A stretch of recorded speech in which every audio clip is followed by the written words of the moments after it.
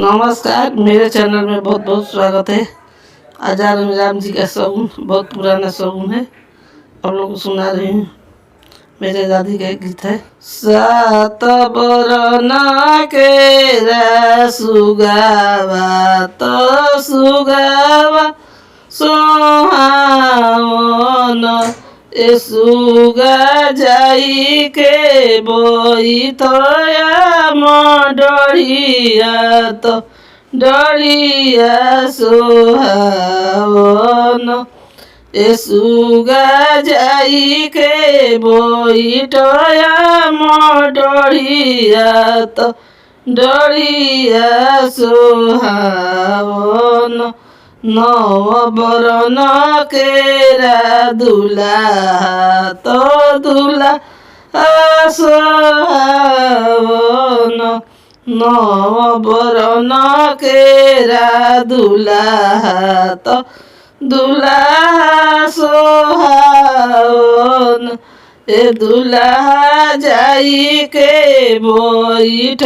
ससुर बेदिया तो बेदिया सोहावन ए दुल्हा जाई के बैठ ससुर बेदिया तो बेदिया सोहावन नव बरन केरा सुगावा तो सुगा सोहावन सुगवा जाई के बैठ डरिया तो डरिया सोहावन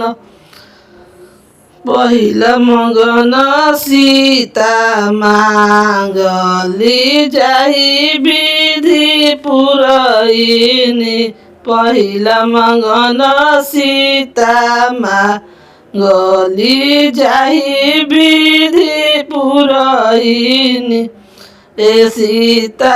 मांगली जो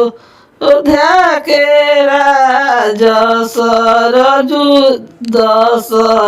दशरथनु सीता मांगली अयोध्या के राज सरजु जी दर्शन दूसरा मगन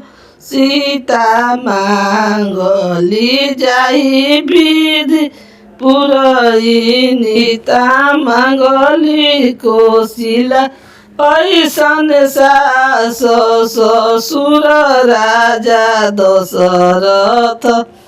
तीसरा मगन सीता मांगली जाई विधि पुरैनी ए सीता मांगली भरत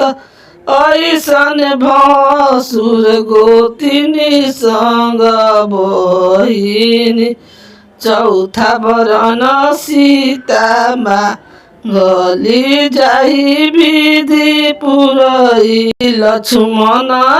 ऐसन देवर गोतिनी संग बहिनी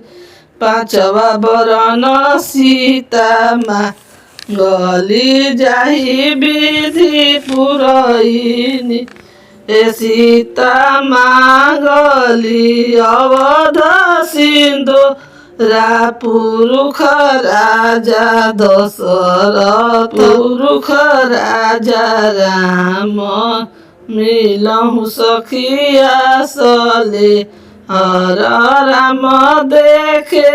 चलहु जी ए जी कमन बरत रहुआ कोइनी बरत रहुआ कोइनी तो शिव बर पाई कमन बरत रहुआ कोइनी तो शिव धनी पाइनी बाबा से पूजले सीधे बाबा जे पूजले सिद्धेश्वरी आमा सिद्धेश्वरी जी ए जी हमहू कन्हैया जी के धार, ए जी हमहू कन्हैया जी के दानी शीतली बरपवल मिलहु सखिया सलेहर, सीता देखे चलहु जी, ए जी कवन बरत रउआ कहिनी, रमैया बर पाइला जी, ए जी कवन बरत रउआ कहिनी, रमैया बर पाइला जी। कार्तिक मासे नेहैनी, कार्तिक मासे नेहैनी, कार्तिक छठ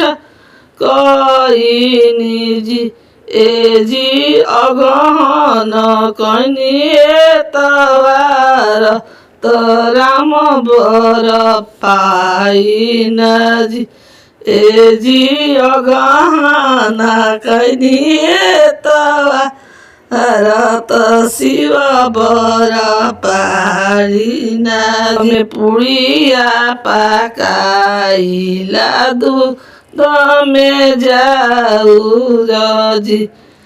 घिउआ में पुड़िया पकाइला दूध में जाऊर जी, ए जी भूखल भैन जे मनी रमैया बर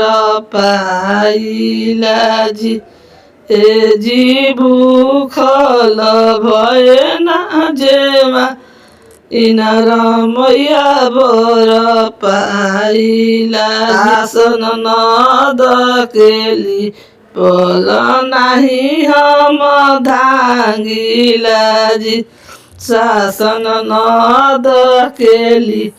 पल नाही हम धांगिला जी, ए जी इहे बरत हम कहिनी, रमैया बर पाइला जी।